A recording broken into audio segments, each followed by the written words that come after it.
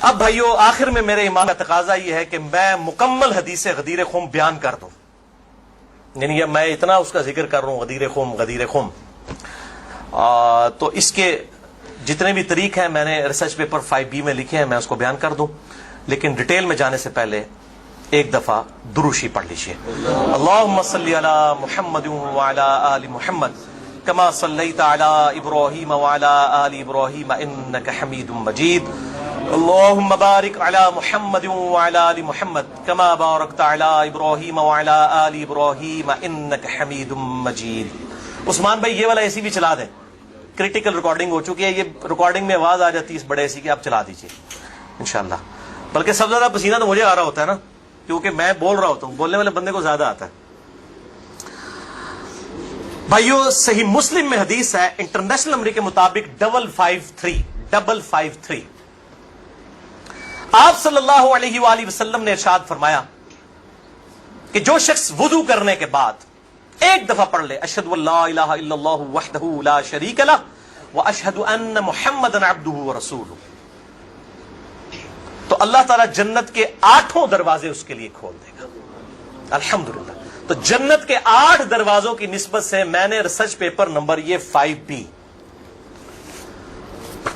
واقعہ کربلا کا حقیقی پس منظر 72 صحیح الاسناد حدیث کی روشنی میں، جس میں 150 طریق میں نے اہل سنت کی کتابوں سے جمع کیے ہیں، اس میں 33 نمبر پہ میں نے حدیث غدیر خم کے سارے طریق جمع کر دیے ہیں جو مین تھے، 8 طریق جمع کیے ہیں، اور میں 8 کے 8 یہاں پہ بیان کروں گا، ظاہر تھوڑے تھوڑے الفاظ کے فرق کے ساتھ ہیں، اور پھر انشاءاللہ یہ ہماری گفتگو کنکلوڈ ہو جائے گی انشاءاللہ تعالی۔ 33 نمبر پہ ہے بھائیو غدیر خم کی جو حدیث ہے، اس پہ اہل سنت اور اہل تشیع کا اجماع ہے، یہ حدیث متواتر ہے۔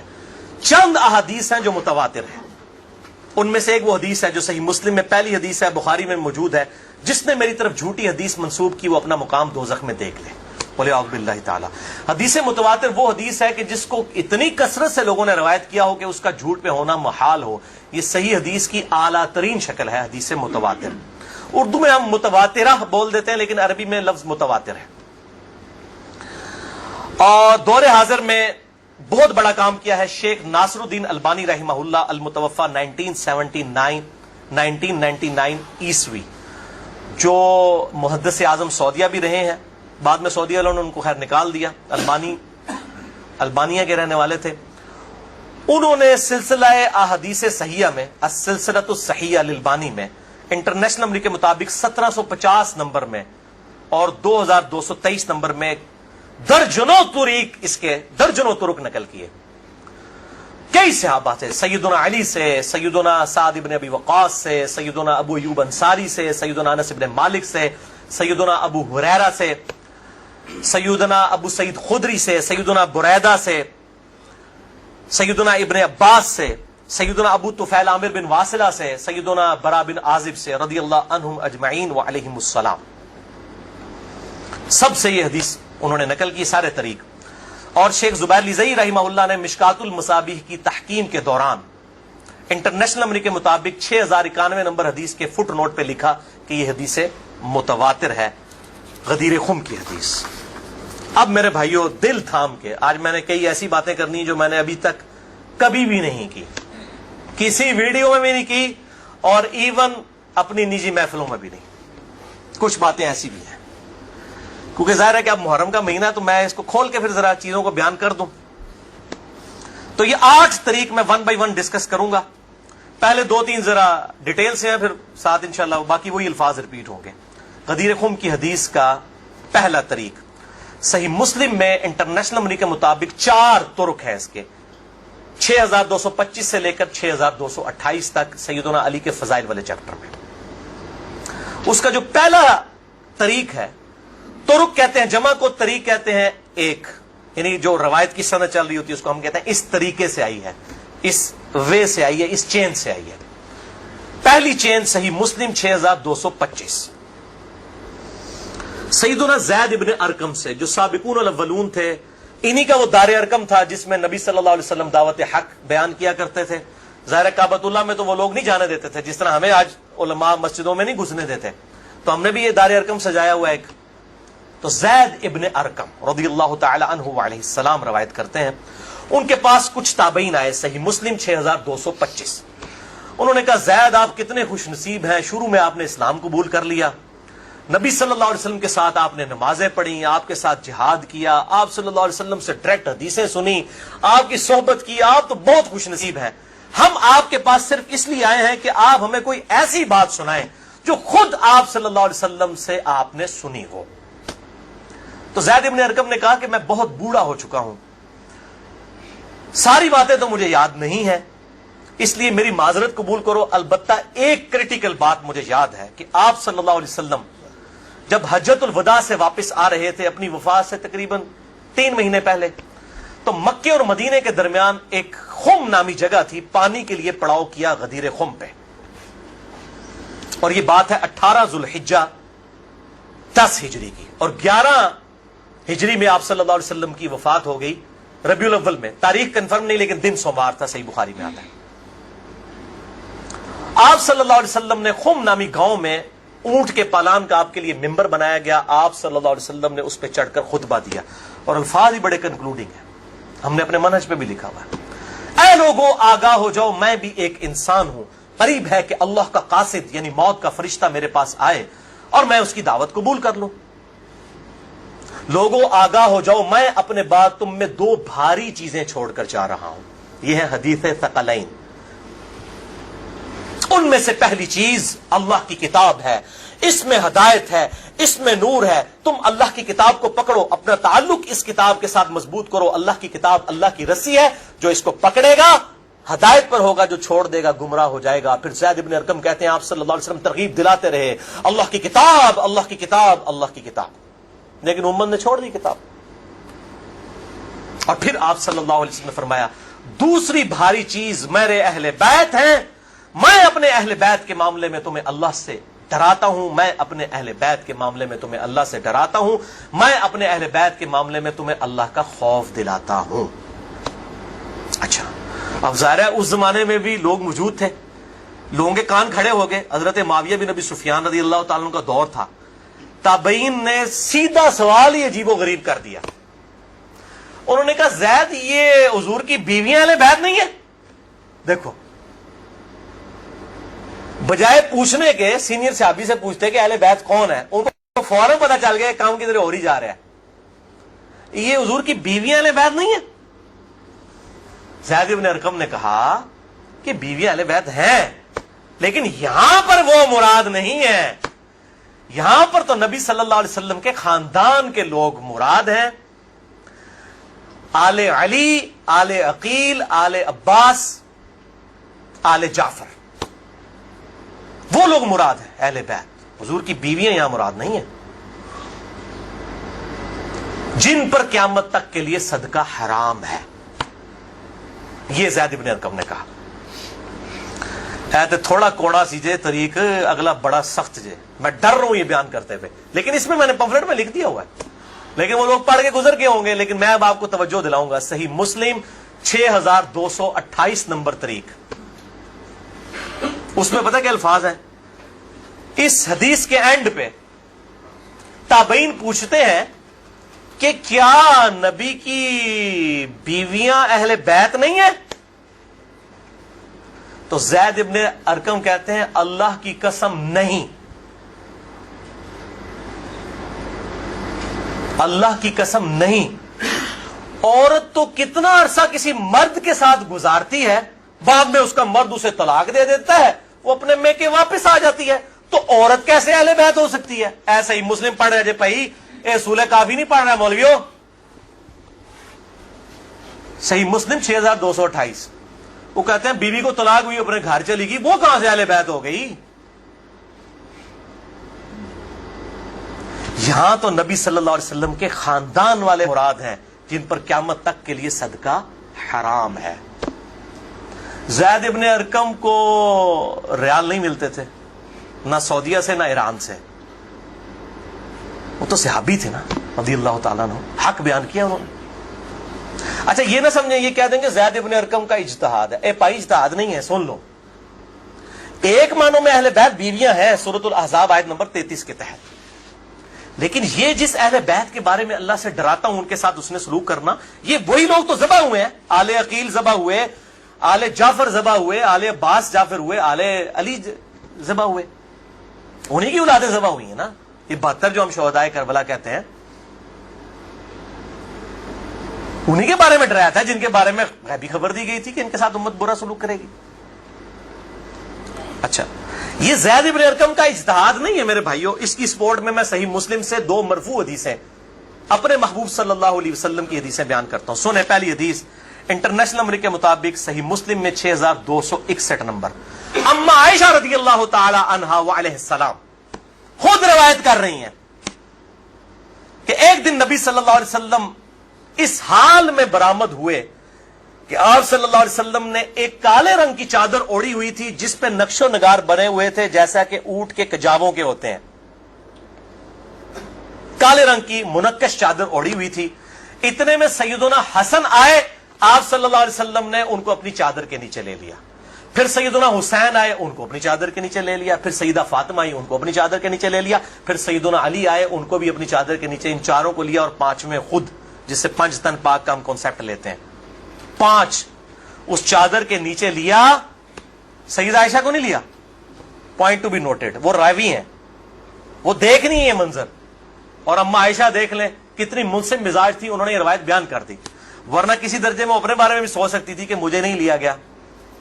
لوگ کل کو سوال کریں گے کہ آپ کو کیوں نہیں لیا گیا، آپ اہل بیت نہیں تھیں، یقیناً تھی. لیکن یہ والا معاملہ جو ہے وہ ایکسٹرا آرڈنری ہے، اسپیشل پروٹوکول ہے. چادر کے نیچے لیا. پھر آپ صلی اللہ علیہ وسلم نے سورۃ الاحزاب کی آیت نمبر 33 پڑھی، انما یرید اللہ لیذھب عنکم الرجس اہل البیت ویطہرکم تطہیرا. اے نبی کے گھر والو، اللہ تو صرف یہی چاہتا ہے کہ ہر طرح کی ناپاکی تم سے دور کر دے اور تمہیں خوب صاف ستھرا کر دے. راویہ اما عائشہ ہیں، خود چادر کے نیچے نہیں ہے. علی، حسن، حسین اور سیدنا علی ہیں، سیدہ فاطمہ ہیں، اور نبی صلی اللہ علیہ وسلم 5ویں خود. تو زید ابن ارقم نے کوئی غلط بات نہیں کی ہے، ان کو یہ حدیثیں پتہ تھیں. اور دوسری حدیث صحیح مسلم سے ہی انٹرنیشنل نمبر کے مطابق 6220 نمبر. یہ بڑی لمبی حدیث ہے، میرا ٹاپک کسی دوسری طرف چلا جائے گا اور کچھ بن جانا ہے. چونکہ میں اس کو لکھ چکا ہوں ان 150 روایتوں والے 72 والے احادیث والے، لہذا میں اس کا ایک پورشن بیان کرنے لگا ہوں. باقی جسے شوق ہو تو وہ پڑھ لے، اس کے اندر میں نے لکھا ہے اس کا پورا طریقہ. ورنہ معاملہ کہیں سے اور ہی نکل جانا ہے. پھر سب و شتم والا ایشو ڈسکس ہو جانا ہے، حضرت معاویہ کے دور میں جو سیدنا علی کے پر لعنت ہوتی تھی، وہ والا ٹاپک اس میں ڈسکس ہو جانا ہے. اس لیے میں اس حدیث کا آخری جز بیان کر رہا ہوں کہ سیدنا سعد ابن ابی وقاص رضی اللہ تعالیٰ عنہ کہتے ہیں کہ جب آیت مباہلہ نازل ہوئی نجران کے عیسائیوں کے ساتھ، نبی صلی اللہ علیہ وسلم کی 1-to-1 ڈبیٹ ہوئی. اینڈ پہ ہوا کہ ٹھیک ہے مباہلہ کرتے ہیں، کون حق ہے کون باطل ہے. سورہ ال عمران آیت نمبر 61 نازل ہوئی، فَقُلْ تَعَالَوْا نَدْعُوا أَبْنَاءَنَا وَأَبْنَاءَكُمْ وَأَنفُسَنَا وَأَنفُسَكُمْ وَنِسَاءَنَا وَنِسَاءَكُمْ وَأَنفُسَنَا وَأَنفُسَكُمْ. کہ نبی صلی اللہ علیہ وسلم کو کہا گیا کہ ان کو کہو اپنے بیٹوں کو لے آؤ، ہم بھی اپنے بیٹوں کو لے آتے ہیں. تم بھی اپنی عورتوں کو لے آؤ، ہم بھی اپنی عورتوں کو لے آتے ہیں. تم خود بھی آ جاؤ، ہم خود بھی آ جاتے ہیں. پھر اللہ کے حضور اوپن میدان میں دعا کرتے ہیں، جھوٹے پہ اللہ کی لعنت. اس کو مباہلہ کہتے ہیں. لیکن نہیں آئے. سعد ابن ابی وقاص کہتے ہیں کہ نبی صلی اللہ علیہ وسلم، قرآن میں کیا حکم آیا تھا؟ اپنے بیٹوں کو لے کر آؤ. تو کس کو لے کے آئے؟ سیدنا حسن، سیدنا حسین، سیدنا علی. اور ساتھ کیا تھا؟ اپنی عورتوں کو لے کر آؤ. نبی صلی اللہ علیہ وسلم کی عورت کون تھی؟ سیدہ عائشہ، سیدہ حفصہ، باقی امہات المومنین. لیکن ان کو نہیں لائے، سیدہ فاطمہ کو لے کر آئے. Point to be noted. نازمیوں کے لیے پکی. اگر آپ کو کہے اپنے گھر کی عورتوں کو لے آؤ تو سب سے پہلے بیوی لائی جاتی ہے. آیت مباہلہ میں بیوی نہیں آئی، سیدہ فاطمہ آئی ہیں. اگلی گلا آپ سمجھ جاؤ بھائی زید ابن ارقم نے کیوں کہا. صحیح مسلم 6228 کہ بیوی تو خاوند کے ساتھ کافی عرصہ گزارتی ہے، جب طلاق ہو جائے تو وہ اپنے میکے واپس چلی جائے. حالانکہ نبی صلی اللہ علیہ وسلم نے کسی کو نہیں دی طلاق، لیکن اتنی ننگی بات اس لیے ان کو کرنی پڑی، اتنی سخت بات، تاکہ حق کھل کے بیان ہو. اور نبی صلی اللہ علیہ وسلم نے بھی آپ دیکھ لیں قرآن میں حکم تھا عورتوں کو لے کر آؤ، بیویاں نہیں لے کے آئے. सईदा फातिमा को साथ लेके आए। यहां से भी 5 तन पाक वाला कॉन्सेप्ट, ये पाक वाला वो मासूमियत वाला अकीदे की मैं बात नहीं कर रहा, अहले सुन्नत का जो अकीदा है, मनहज है, उसकी बात कर रहा हूं। लिहाजा सैयदना ज़ैद इब्न अरकम रज़ियल्लाहु ताला अन्हु की तशरीह बिल्कुल दुरुस्त है। तीसरा तरीक, इमाम इब्न अबी आसिम की किताब अस-सुन्ना 1158 नंबर हदीस है। सैयदना अली रज़ियल्लाहु ताला अन्हु खुद रावी हैं कि गदीर खुम पे आप सल्लल्लाहु अलैहि वसल्लम ने सहाबा को जमा करके कहा कि ए मेरे सहाबा, क्या तुम अल्लाह को रब मानते हो, मुझे अपना पैगंबर मानते हो? साहब ने कहा भला या रसूलल्लाह, क्यों नहीं। फिर कहा क्या तुम अल्लाह और उसके रसूल को सब लोगों से बढ़कर महबूब समझते हो? उन्होंने कहा क्यों नहीं। फिर आप सल्लल्लाहु अलैहि वसल्लम ने फरमाया कि फिर अगर तुम मुझे और अल्लाह को महबूब रखते हो, फिर फरमाया मन कुन्तु मौलाहु फहादा अलीयुन मौलाहु, फिर जिसका मौला मैं, उसका मौला अली। जिगरी यार, मौला का मतलब जिगरी यार, जिसने सूरह अत-तहरीम की आयत नंबर 4 में आया इन्नल्लाह हुवा मौलाहु व जिब्रीलु व सालिहुल मुमिनीन, अल्लाह के नबी का मौला है जिब्रील, फरिश्ते और तमाम साले मोमिनीन मौला है। नबी से सल्लम उनके मौला है, वो उनके दिली महबूब है। हम अपने मौलवियों को भी मौलाना कह रहे होते हैं ना, दिली महबूब मुश्किल कुछ आगे माना नहीं होता, दिली महबूब, जिगरी यार, बेस्ट फ्रेंड। अच्छा, चौथा तरीक सुनन निसाई अल कुबरा में इंटरनेशनल नंबर के मुताबिक 8478 सैयदना अबू तुफैल आमिर बिन वासिला रज़ियल्लाहु ताला अन्हु, ये वो सहाबी हैं जो सबसे आखिर में फौत हुए हैं 110 हिजरी में, नबी सल्लल्लाहु अलैहि वसल्लम की वफात के बाद 100 साल तक जिंदा रहे हैं। ये अबू तुफैल आमिर बिन वासिला जंगे जमल सिफीन नहरवान में सैयदना अली के साथ रहे हैं। किधर 37 हिजरी में जाके जंगे जमल सिफीन हो रही है और किधर 110 हिजरी में ये फौत हुए हैं। और इनकी हदीसें नबी सल्लल्लाहु अलैहि वसल्लम से भी रवायत हैं और सैयदना अली से भी इन्होंने कई हदीसें रवायत की हैं। वो कहते हैं कि खुले मैदान में सैयदना अली रज़ियल्लाहु ताला अन्हु ने, ये सिफीन का ही मौका था, पब्लिक को जमा किया, अपने मानने वालों को जो साथ थे, शियाने अली, शिया का मतलब है ग्रोह के बंदे। तो फिर उनसे वो हदीस बयान की कि जरा मुझे बताओ ना कि तुम लोगों ने नबी सल्लल्लाहु अलैहि वसल्लम से ये हदीस सुनी थी? तो कई लोग गवाही के लिए खड़े हो गए। फिर वो पूरी हदीस बयान की जो आप सल्लल्लाहु अलैहि वसल्लम फरमाया अन्नबिय्यु औला बिल मुमिनीन मिन अनफुसिहिम, नबी सल्लल्लाहु अलैहि वसल्लम मोमिनीन की जानों पर उनकी जानों से बढ़कर हक रखते हैं और नबी की बीवियां उम्मत की माएँ हैं। इस आयत के तहत ए सहाबा इकराम, ए मेरे उम्मतियों, क्या तुम मुझे सबसे बढ़कर महबूब रखते हो? सबने कहा भला या रसूलल्लाह। फिर आप सल्लल्लाहु अलैहि वसल्लम ने मौला अली का हाथ पकड़ा, यूं बुलंद किया सहाबा में और कहा मन कुन्तु मौलाहु फहादा अलीयुन मौलाहु, फिर जिसका जिगरी यार मैं, उसका जिगरी यार अली भी होने चाहिए, हाथ पकड़कर। अच्छा, अबू तुफैल आमिर बिन वासिला कहते हैं ये हदीस जब मैंने सैयदना अली से सुनी तो मैं हिल गया। मेरे दिल में कलक था कि नबी सल्लल्लाहु अलैहि वसल्लम ने इतनी बड़ी बात की हजरत अली के बारे में और सहाबा इकराम ने, रिज़वान ने गवाही दी। इसमें आगे अल्फाज ये मौजूद हैं कि इसमें ही अल्फाज मौजूद है कि आप सल्लल्लाहु अलैहि वसल्लम ने इसी हालत में कहा ए अल्लाह, जो अली से मोहब्बत रखे उससे मोहब्बत रख, जो अली से दुश्मनी रखे उससे तू भी दुश्मनी रख। ये बहुत बड़ी बात है। अबू तुफैल कहते हैं मैंने कहा ये हदीस, मैं कहते हैं बाहर निकला, मैंने कहा सबसे सीनियर सहाबी शुरू के मुसलमान है ज़ैद इब्न अरकम। वो तो पहले तैयार बैठे हैं ज़ैद इब्न अरकम, वो तो भूलेगा नहीं ज़ैद इब्न अरकम कौन है। तो हम जमात इस्लामी के स्कूल भी नहीं दारे अरकम भूलणगे, तो दारे अरकम उन्हीं के नाम पे रखे हुए हैं क्योंकि दारे अरकम सबसे पहला घर था जहां नबी सल्लल्लाहु अलैहि वसल्लम दावत तौहीद किया करते थे। ज़ैद इब्न अरकम के पास गए, उनका ज़ैद आप तो साबिकून और अव्वलून में से हैं, मुझे बताएं हजरत अली ने यह हदीस बयान की है और इतने लोगों ने गवाही दी है। उन्होंने कहा तू क्या बात करता है, मैंने तो खुद नबी सल्लल्लाहु अलैहि वसल्लम से यह हदीस सुनी हुई है, मन कुन्तु मौलाहु फहादा अलीयुन मौलाहु, और ए अल्लाह उससे मोहब्बत रख, जो अली से मोहब्बत रखे उससे दुश्मनी रख, जो अली से दुश्मनी रखे। ये वो हिस्सा है जिसका इब्न तैमिया ने इनकार किया मिनहाजुस सुन्ना में। फिर शेख अलबानी ने फिर सफ़ों के सफ़े काले किए कि इब्न तैमिया में जल्दबाजी की आदत थी और मुबालगा आराई थी। सिलसिला अहदीस सहिया 2223 नंबर हदीस के कॉन्टेक्स्ट में शेख अलबानी ने सख्त गिरफ्त की है। अच्छा, पांचवा तरीक सही मुस्लिम में 3713 है, जामिया तिरमिज़ी में 3713। पांचवा तरीक मन कुन्तु मौलाहु फहादा अलीयुन मौलाहु, ज़ैद इब्न अरकम से जाबिर बिन अब्दुल्लाह से रज़ियल्लाहु ताला अन्हुमा। छठा तरीक मुस्नद अहमद में है इंटरनेशनल नंबर के मुताबिक 19321 जिल्द 4 सफ़ा 370 पर। کہ سیدنا علی نے جب پوچھا گواہی دو گے اس حدیث کی غدیر خم کی، تو 30 صحابہ وہاں پر کھڑے ہوئے، اور باقی پوری حدیث وہی ہے سنن نسائی الکبریٰ والی کہ اے اللہ اس سے محبت رکھ جو علی سے محبت رکھے، اس سے دشمنی رکھ جو علی سے دشمنی رکھے۔ تو ہمیں تو بڑا فخر ہے، ہم تو علی سے نہ صرف محبت رکھتے ہیں، علی کے دشمنوں کو للکار رہے ہیں، الحمدللہ۔ تو اللہ تعالیٰ اسی عمل کے سبب، اس عمل کا وسیلہ اللہ کے حضور پیش کرتے ہیں کہ اللہ تعالیٰ ہمیں محبوب رکھے، آمین۔ بھائی یہ غدیر خم پہ آپ صلی اللہ علیہ وسلم نے خطبہ کیوں دیا؟ اس کی میں نے حکمت کئی لیکچرز میں بیان کی، یہاں پہ بھی بیان کر دوں۔ یہ آپ خطبہ حجۃ الوداع پہ بھی دے سکتے تھے، وہ روایتیں ضعیف ہیں۔ غدیر خم اس موقع پر پہنچ کر سب لوگ عرب کے جا چکے تھے سوائے اہل شام کے اور اہل مدینہ کے، اور اہل شام صفین میں سیدنا علی کے خلاف کھڑے ہوئے، اور اہل مدینہ میں جو کچھ لوگ تھے انہوں نے اہل مدینہ کے ساتھ زیادتی کی، کچھ ان کے ساتھ زیادتیاں ہوئی۔ اہل مدینہ اور اہل شام کو اصل میں ڈرایا گیا، کیونکہ واقعہ ہرہ میں اہل مدینہ کے ساتھ ظلم کیا یزید نے، اور صفین میں جو ہے وہ حضرت معاویہ جو فوج لے کے آئے وہ شامیوں کی تھی۔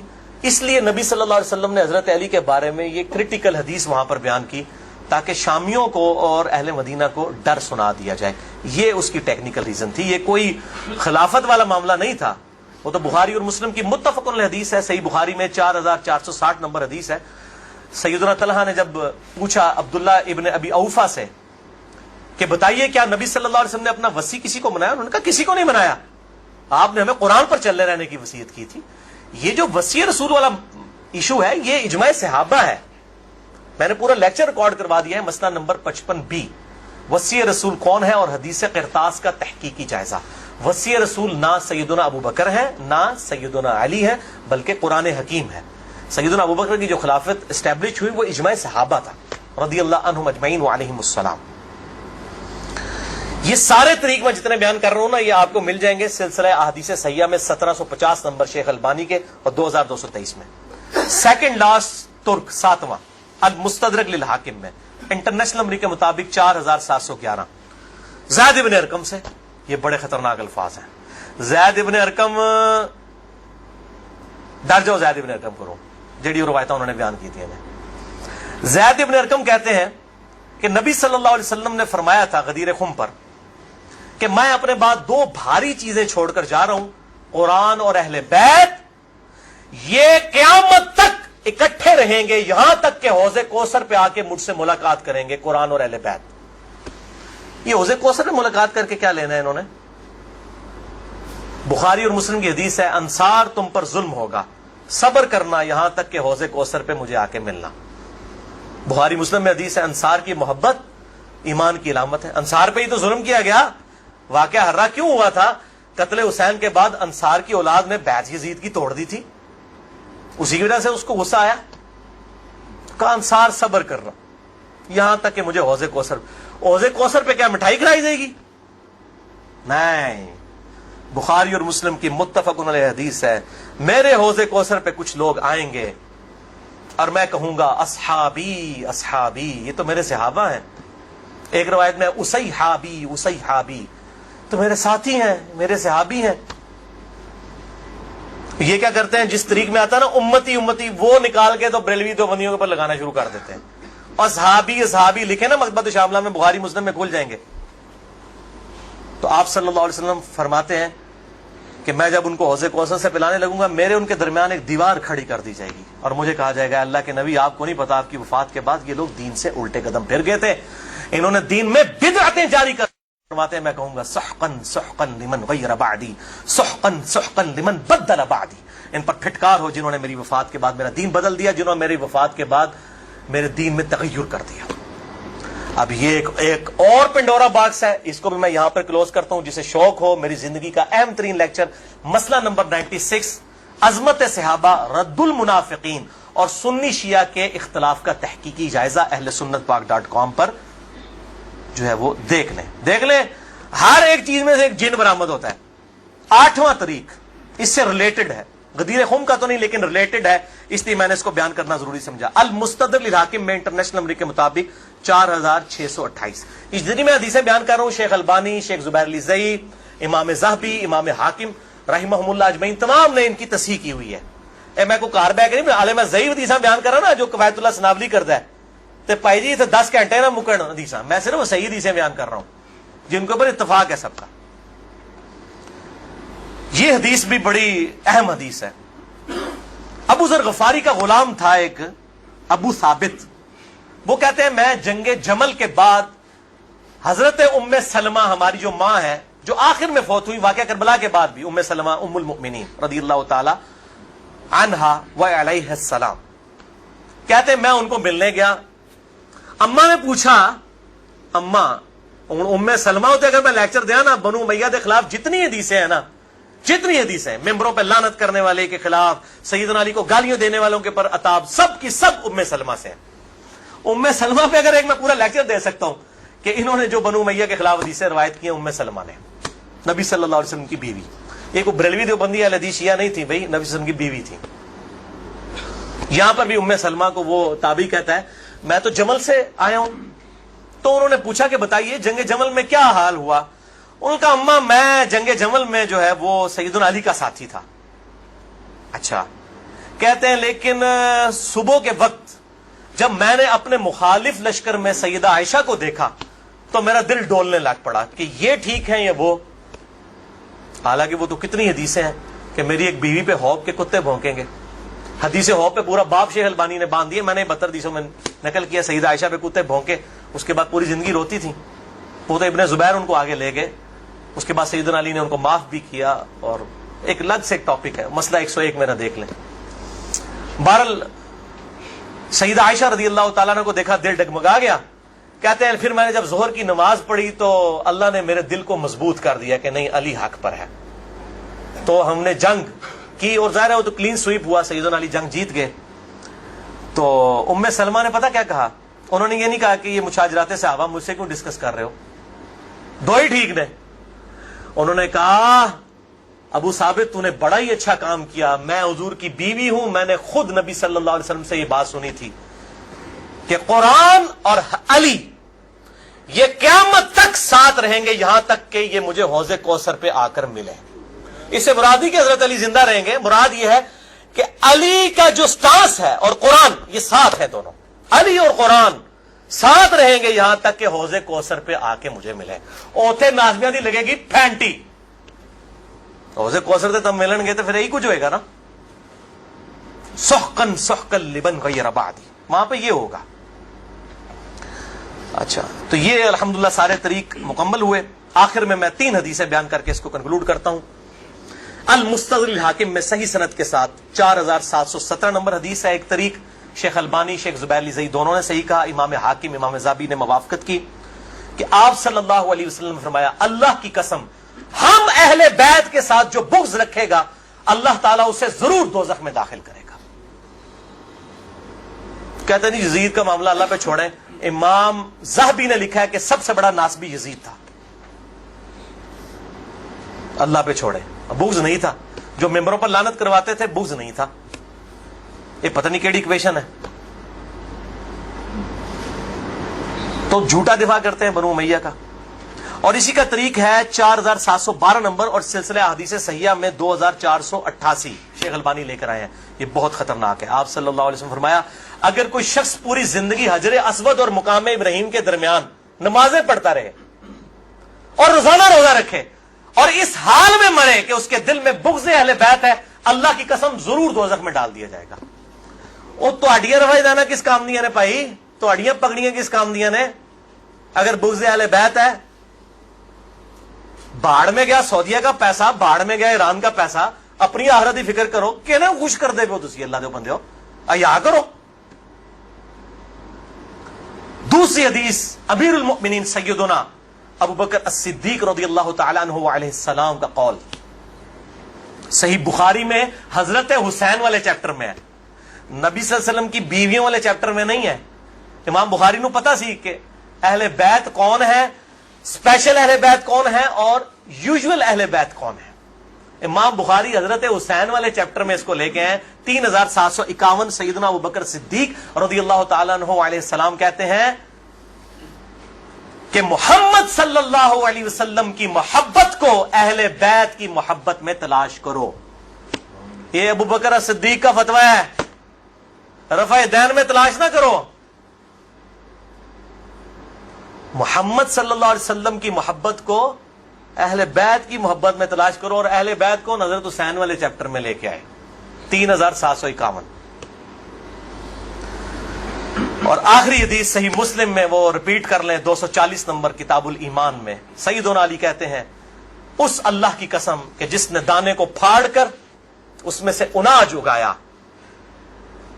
اگایا اور ہر مخلوق کو پیدا کیا، نبی امی نے مجھ سے عہد لیا تھا کہ اے علی تجھ سے صرف مومن ہی محبت کرے گا اور تجھ سے بغض صرف منافق ہی رکھے گا. اب محبت علی کا یہ مطلب نہیں ہے کہ غلوف کرے یا مشکل کشا ماننا شروع کر دے.